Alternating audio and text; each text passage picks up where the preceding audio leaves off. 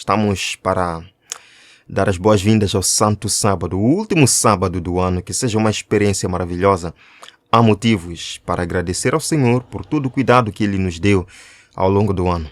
Este é o tempo de gratidão. Vamos continuar orando por Moçambique. Na última noite houve massacre em vários bairros. Muitos relatam ter sido visitados por homens armados, usando katana e machado para ferir, para matar as pessoas nas residências. Isto é triste, irmãos. Nós chegamos a um ponto terrível neste país.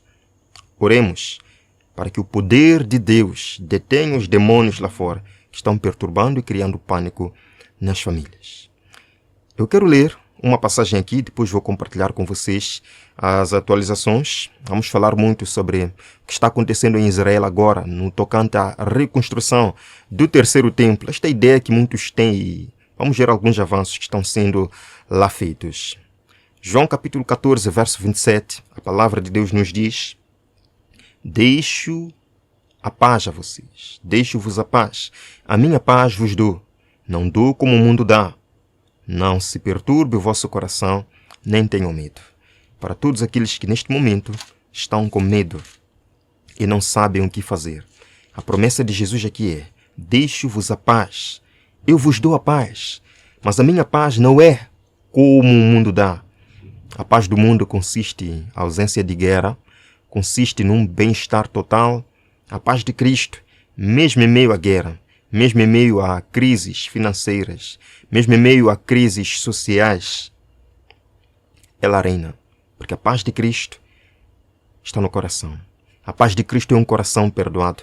A paz de Cristo é a esperança da vida eterna. A paz de Cristo é a certeza de ter o seu nome escrito no livro da vida.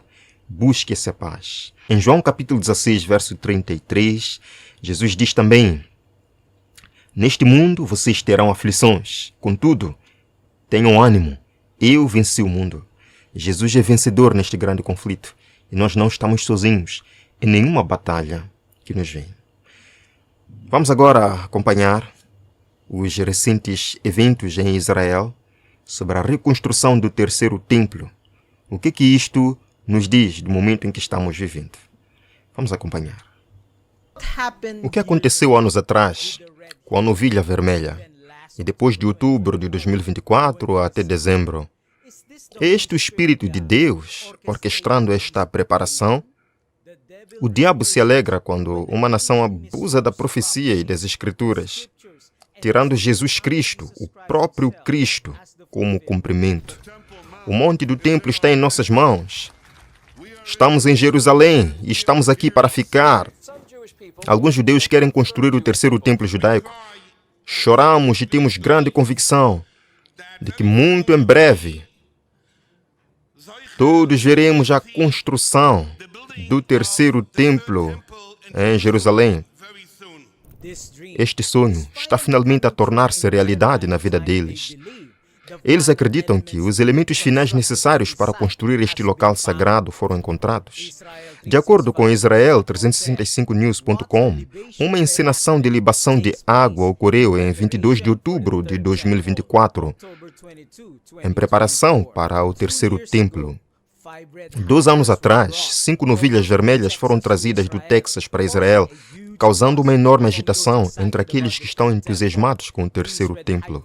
Estas novilhas vermelhas são cruciais porque, de acordo com a Bíblia, as suas cinzas são necessárias para purificar os sacerdotes.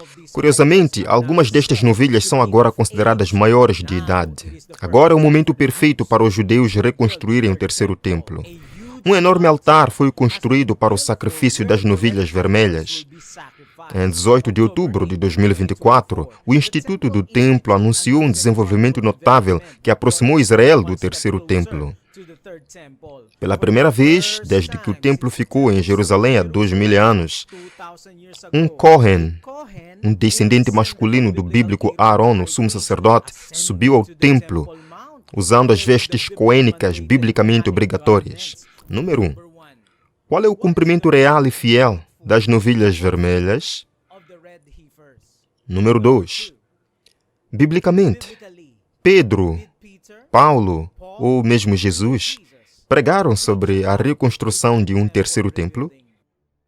Número 3. Por que estão comparando o presidente Trump ao rei Ciro? De acordo com Israel365news.com, M.K. Sigma Rothman pediu acesso ao monte do templo na conferência anual Bidenu, em 8 de dezembro de 2024. Na conferência anual da organização Beadenu, realizada em Yitzhak Ben-Zivi, em Jerusalém, o presidente da Comissão Constitucional corajosamente pediu mudanças em relação ao acesso dos judeus ao monte do templo. Rothman instou o rabino-chefe a substituir o atual sinal que proíbe a ascensão judaica por um que explicitamente permite que os judeus ascendam. Ele enfatizou que o movimento em direção a esse objetivo deve continuar em prol da herança judaica e da reconstrução do terceiro templo. O caminho a percorrer é longo, mas com fé e esforço contínuos, o sonho de reconstruir o terceiro templo pode um dia tornar-se realidade. Queridos amigos, Jesus é a nossa única e verdadeira realidade. Ele é o Alfa, o princípio, e o Ômega, o fim, e tudo mais. Quando Jesus disse, examinai as Escrituras, João 5,39, naquela época, ele só tinha a Torá e o Antigo Testamento. O Novo Testamento ainda não havia sido escrito. Jesus disse, não leas apenas, vasculhe as Escrituras. Por quê? Porque você vai encontrar Jesus lá. É como se Jesus estivesse dizendo, procure o Antigo Testamento, porque eu estou por toda parte. Em relação à novilha vermelha e ao terceiro templo, tudo se baseia em falsas profecias. Biblicamente falando, estas são apenas mentiras dos mortos destinadas a enganar o mundo a acreditar em um futuro anticristo. O que aconteceu com o altar gigante que montaram? Um altar judeu foi construído em Israel e eles estão preparados para oferecer as novilhas vermelhas a qualquer momento. Por que estão mantendo isso em segredo? Deus está realmente por trás da reconstrução do terceiro templo? Eles dizem que o sacrifício pode ser feito em um momento secreto para surpreender o mundo, queimando as cinzas das novilhas para o uso em ritos de purificação judaica, para que eles possam construir o terceiro templo dos últimos dias, o terceiro templo da profecia. As novilhas vermelhas, agora em um lugar seguro e não revelado, são acreditadas por muitos judeus e cristãos como a chave para cumprir a profecia do templo. Num discurso recente, lembram-se do porta-voz do Hamas, que culpou os judeus por terem trazido as novilhas vermelhas para a Terra Santa. Estas novilhas vermelhas, atualmente com menos de 1 ano de idade, devem permanecer 100% vermelhas, sem manchas. Pergunta: por que estes requisitos para as novilhas vermelhas são tão rigorosos? A resposta está na lei judaica. Eles devem permanecer puros e imaculados, apontando para Jesus como a realização última. A vida de Jesus foi 100% sem pecado, imaculada, sem corrupção. Caros amigos, a conexão é incrível. Jesus, você pode ver que Jesus é o cumprimento da novilha vermelha. Mas parece que a nação judaica, com todo o seu conhecimento, perdeu o ponto. Números capítulo 19 diz, fale aos filhos de Israel, para que eles vos tragam uma novilha vermelha sem defeito, na qual não há defeito e sobre a qual nunca veio um jugo. Entregá-la haja a Eleazar, sacerdote, para que ele leve para fora do acampamento e seja batida diante dele. Muitos acreditam que isso pode ser um passo para a reconstrução do terceiro templo, mas, queridos amigos, é tudo mentira. Jesus é a realização de todas essas coisas. Lembra-se? Em 15 de setembro de 2022, 5 novilhas perfeitamente vermelhas chegaram a Israel, vindas do Texas.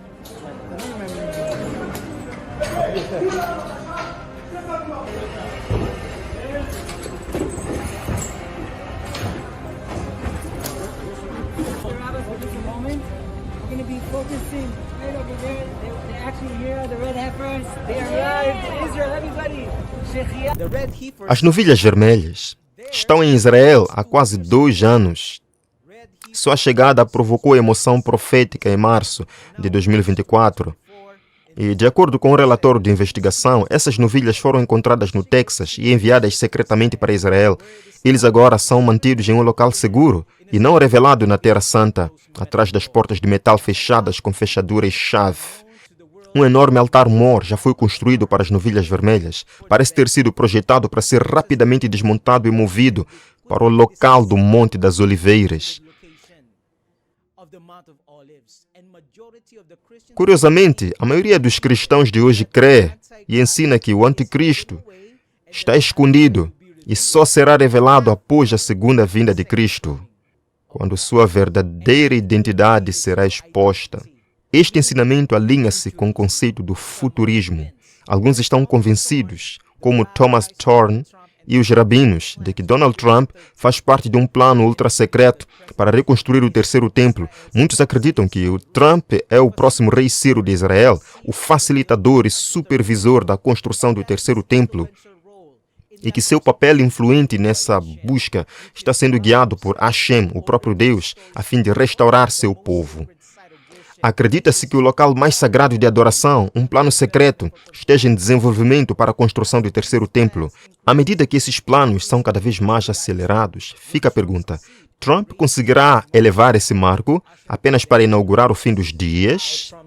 Como a decisão de Trump de reconhecer Jerusalém como capital de Israel e transferir a embaixada dos Estados Unidos para lá, enviou um sinal poderoso aos defensores do terceiro templo.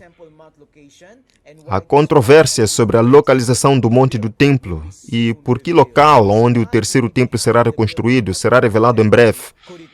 Deus está realmente por trás da construção do terceiro templo? Será que o engano do terceiro templo é a maneira de Satanás encobrir a verdadeira identidade do anticristo papal? O Sinédrio pediu a Putin e Trump que ajudassem a construir o terceiro templo em Jerusalém. Em nosso movimento, amamos os cristãos, acolhemos os crentes e abraçamos os seguidores de Jesus.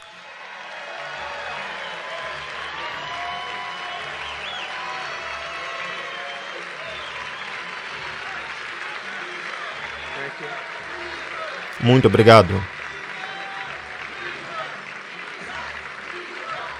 Jesus, Jesus, Jesus, Jesus, Jesus.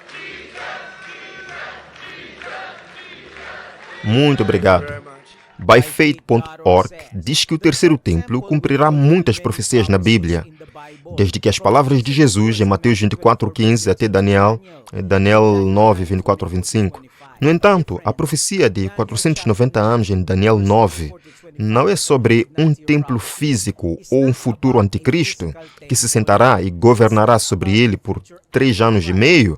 Este ensinamento do terceiro templo levará os cristãos a abandonar Jesus completamente. Você não pode aceitar Jesus Cristo como Messias e, ao mesmo tempo, acreditar e promover a construção de um terceiro templo. Todo o antigo santuário e seus serviços eram um tipo e profecia da vinda, da vida e do ministério de Jesus Cristo como único salvador do pecado. Tudo o que lhe dizia a respeito eram representações do Messias vindouro, que veio através e viveu entre o povo judeu. A novilha vermelha, Jesus era vermelho em seu sacrifício. Cristo nos cobriu com seu próprio sangue, assim como a novilha vermelha. Jesus era puro e sem mancha, como a novilha vermelha. Jesus nunca esteve sob jugo do pecado, como a novilha vermelha. Jesus foi sacrificado fora do acampamento, como a novilha vermelha. O sacrifício de Jesus foi único, como a novilha vermelha. Jesus Cristo foi completamente oferecido. Por exemplo, queridos amigos, a cortina de linho branco que rodeava o pátio representa a justiça imputada que Cristo nos concede. Romanos 3, 21 a 26. Os animais trazidos pelos pecadores penitentes, bem como os sacrifícios matinais e vespertinos, apontavam para aquele que deu a vida pelos pecados do mundo. Jesus, João 1, 29. Os sacerdotes que realizavam os rituais do templo prefiguravam seu ministério intercessório como nosso sumo sacerdote celestial no Santíssimo Lugar. O altar de sacrifício no pátio predisse a cruz do Calvário, onde ele deu a vida pelos pecados do mundo. Lucas 23, 33. Ele se identificou como o pão da proposição no primeiro apartamento do tabernáculo. Jesus é o pão da vida.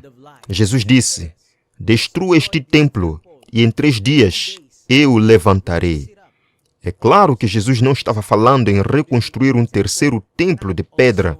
Repito, não de pedra e pregos, mas de pedras vivas. Primeira carta de Pedro 2, verso 5. Também vós, como pedras vivas, estáis a ser edificadas numa casa espiritual para serdes um santo sacerdócio, oferecendo sacrifícios espirituais aceitáveis a Deus por meio de Jesus Cristo. O templo de que ele falava era o seu corpo. Eles até zombaram de Jesus na cruz a respeito de sua profecia. No entanto, quando Jesus morreu, o véu no templo terreno rasgou-se em 2, de cima para baixo, significando que o templo já não tinha significado. Um templo para sacrifício hoje seria tão inútil quanto era naquela época e não será a casa de Deus. O Novo Testamento está repleto da ideia de que o templo é o corpo de Cristo. Não sois mais estrangeiros, mas concidadãos com os santos e da família de Deus, e edificados sobre o fundamento dos apóstolos e profetas, sendo o próprio Jesus Cristo a principal pedra angular. Caros amigos, tudo não passou de uma mentira, um engano do diabo. O anticristo está aqui agora. É o Papa de Roma. Queridos amigos, apelo a vós para que rejeitem estas heresias modernas, esta abominação que vem do diabo. A escola de profecia apela para evitar todas as profecias antibíblicas e ao mau uso das Escrituras. Em vez disso, concentre-se na bondade de Cristo. Creia nos verdadeiros profetas. Essa é a sua decisão hoje? É a sua decisão hoje? O irmão deseja realmente escapar dos enganos que virão sobre o mundo? Estude a palavra de Deus. Detenha-se em estudar a palavra de Deus. Este é o tempo em que individualmente, como adventistas do 7º dia, cristãos, guardadores do sábado, dos mandamentos de Deus, precisamos conhecer por nós mesmos as Escrituras, porque enganos terríveis virão sobre o mundo. Que a paz do Senhor o acompanhe, querido irmão. Goze deste último sábado na companhia do Senhor e da família. Vamos terminar com uma oração. Obrigado, Senhor, por este momento maravilhoso em que podemos acompanhar estes eventos recentes. Senhor, nós não seremos enganados em nome de Jesus, porque a sua palavra nos abre a visão, a sua palavra nos orienta, a sua palavra nos diz que caminho seguir nestes dias finais. Que seja feito, Senhor, a sua vontade na nossa vida. Eis que entregamos tudo nas tuas mãos. Em nome de Jesus. Amém. Amém. Deus abençoe a todos. Não se esqueça de compartilhar com aquele seu irmão que vem acreditando nestas coisas, para que a nuvem possa ser dissipada e a verdade brilhe em muitos corações. Até breve.